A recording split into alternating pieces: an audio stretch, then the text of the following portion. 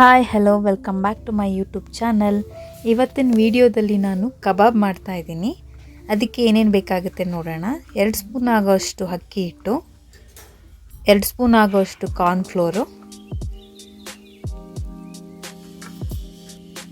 1 spoon ginger garlic paste, 1 spoon chilli powder,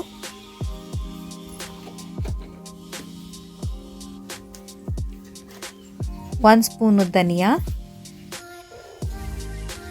1/4 teaspoon ಅಷ್ಟು pepper, 1/2 spoon ಅಷ್ಟು ಗರಂ ಮಸಾಲ, 1 ನಿಂಬೆ ಹಣ್ಣಿಂದು ರಸ,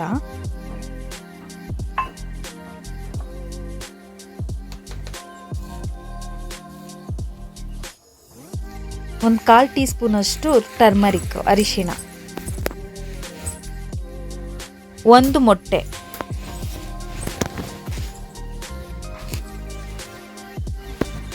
ಒಂದು ಮೊಟ್ಟೆ ಸಾಕು. ನಾನು ಮಾಡ್ತಾ ಇರೋದು ಒಂದು ಅರ್ಧ kg ಚಿಕನ್ನಿಗೆ ಅಳತೆ. ಇದು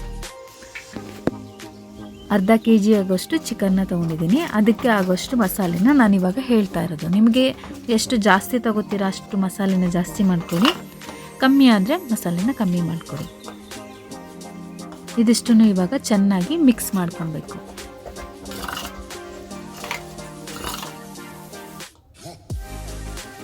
ಸ್ವಲ್ಪ ನೀರನ್ನು ಹಾಕ್ಕೊಂಡು ಮಿಕ್ಸ್ ಮಾಡ್ಕೊಳ್ಳಿ. ಜಾಸ್ತಿ ಹಾಕೊಳ್ಳೋಕೆ ಹೋಗ್ಬೇಡಿ, ಸ್ವಲ್ಪ ಗಟ್ಟಿಯಾಗೇ ಇರಬೇಕು ಮಸಾಲೆ. ಅಷ್ಟು ನೋಡಿಕೊಂಡು ನೀರನ್ನು ಹಾಕ್ಕೊಳ್ಳಿ. ತುಂಬ ತೆಳುವಾದರೆ ಮಸಾಲೆ ಅಂಟಲ್ಲ ಮಾಂಸಕ್ಕೆ. ಚೆನ್ನಾಗಿ ಗಂಟಿಲ್ದಿರೋ ಹಾಗೆ ಕಲಿಸ್ಕೋಬೇಕು.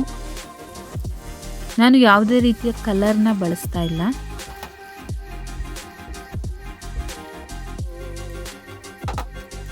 ಚೆನ್ನಾಗಿ ಗಂಟಿಲ್ದೇ ಇರೋ ಹಾಗೆ ಅದನ್ನು ಕಲಿಸ್ಕೋಬೇಕು. ಇವಾಗ ನಾನು ಚಿಕನ್ನ ಹಾಕ್ಕೊತಾ ಇದ್ದೀನಿ. ಚಿಕನ್ನ ಚೆನ್ನಾಗಿ ನೀರು ಸೋರಿಸಿ ಇಟ್ಕೊಳ್ಳಿ, ಇಲ್ಲಾಂದರೆ ಅದು ನೀರು ಬಿಟ್ಕೊಳ್ಳುತ್ತೆ. ಈಗ ಚೆನ್ನಾಗಿ ಮಸಾಲೆ ಅಂಟೋ ಥರ ಚಿಕನ್ನ ಕಲಿಸ್ಬೇಕು. ಈಗ ಇದನ್ನ ಒಂದು ಅರ್ಧ ಗಂಟೆ ಬಿಡೋಣ ಮಸಾಲೆ ಹಿಡಿಯೋದಕ್ಕೆ. ಇವಾಗ ಒಂದು ಪ್ಯಾನ್ನ ಇಟ್ಕೊಂಡಿದ್ದೀನಿ ಬಿಸಿ ಮಾಡೋದಕ್ಕೆ ಸ್ಟವ್ ಮೇಲೆ. ಇದಕ್ಕೆ ಇವಾಗ ಎಣ್ಣೆನ ಹಾಕೊಬೇಕು.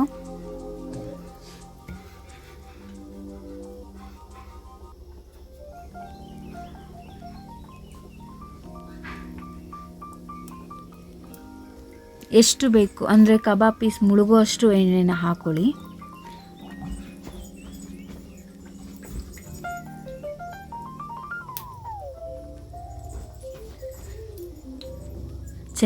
ಚೆನ್ನಾಗಿ ಎಣ್ಣೆ ಕಾಯಬೇಕು. ಕಾದ್ಮೇಲೆ ಇವಾಗ ಅದು ಮಾಂಸನ ಹಾಕೊತಾ ಇದ್ದೀನಿ, ಅಂದರೆ ಕಬಾಬನ್ನು.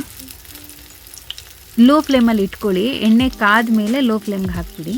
ಹಾಕ್ಬಿಟ್ಟು ಇವಾಗ ಚಿಕನ್ನ ಹಾಕೊಳ್ಳೋಣ ಒಂದೊಂದಾಗಿ. ಸ್ವಲ್ಪ ಗ್ಯಾಪ್ ಬಿಟ್ಟು ಹಾಕ್ಕೊಳ್ಳಿ, ಎಲ್ಲನೂ ಒತ್ತಿಗೆ ಹಾಕೋಬೇಡಿ. ಲೋ ಫ್ಲೇಮಲ್ಲೇ ಚೆನ್ನಾಗಿ ಬೇಯಿಸ್ಕೋಬೇಕು.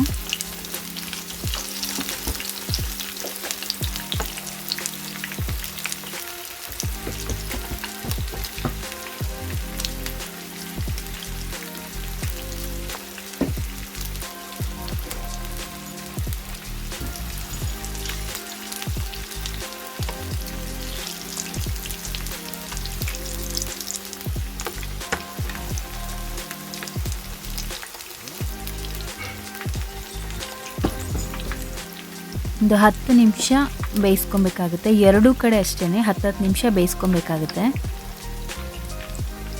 ಇದೊಂದು 10 ನಿಮಿಷ ಆದಮೇಲೆ ಉಲ್ಟಾ ಮಾಡಬೇಕಾಗುತ್ತೆ. ಅಂದರೆ ಇದನ್ನು ಉಲ್ಟಾ ಮಾಡಬೇಕು ಕಬಾಬನ್ನು.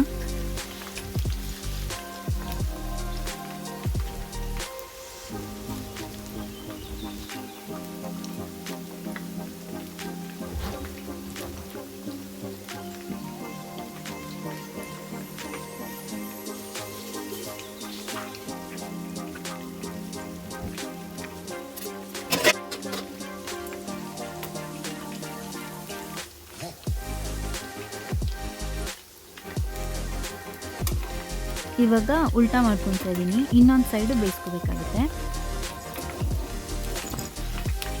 ಹೀಗೆ ಇನ್ನೊಂದು 10 ನಿಮಿಷ ಲೋ ಫ್ಲೇಮಲ್ಲೇ ಫ್ರೈ ಮಾಡ್ಕೊಬೇಕು.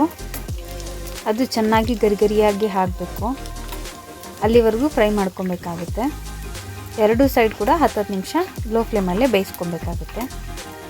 ನಾನು ಯಾವುದೇ ರೀತಿಯ ಕಲರನ್ನು ಆ್ಯಡ್ ಮಾಡಿಲ್ಲ. ಹೋಮ್ ಮೇಡ್ ಹೇಗೆ ಮಾಡ್ತೀವಿ ಹಾಗೆ ಮಾಡ್ತಾಯಿದ್ದೀನಿ. ರೆಸ್ಟೋರೆಂಟ್ ಸ್ಟೈಲು, ಆ ಸ್ಟೈಲ್ ಈ ಸ್ಟೈಲ್ ಅಂತ ಏನಿಲ್ಲ. ನಾನು ಮನೇಲಿ ಹೇಗೆ ಮಾಡ್ತೀನಿ ಅದನ್ನು ಈ ವಿಡಿಯೋದಲ್ಲಿ ತೋರಿಸಿದ್ದೀನಿ. ನೀವು ಕೂಡ ಟ್ರೈ ಮಾಡಿ, ನಿಮಗೂ ಇಷ್ಟ ಆಗುತ್ತೆ.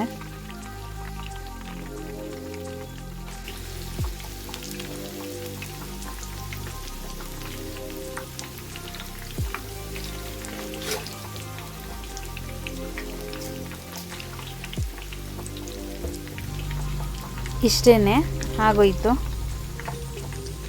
ಇವಾಗ ಇದನ್ನು ತೆಗಿಯೋಣ.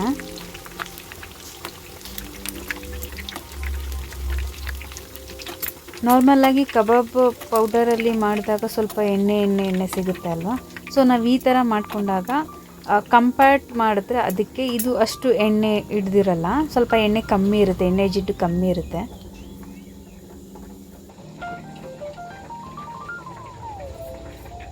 ನೋಡಿ ಹೇಗೆ ಬಂದಿದೆ, ಚೆನ್ನಾಗಿ ಬಂದಿದೆ ಅಲ್ವಾ. ಐ ಥಿಂಕ್ ನಿಮಗೆ ಈ ವಿಡಿಯೋ ಇಷ್ಟ ಆಗಿದೆ ಅಂತ ಅಂದ್ಕೊತೀನಿ. ಯಾವಾಗಲೂ ಹೇಳೋ ಥರ ಇಷ್ಟ ಆಗಿದ್ದರೆ ಒಂದು ಲೈಕ್ ಮತ್ತು ಕಮೆಂಟ್ ಮೂಲಕ ತಿಳಿಸಿ.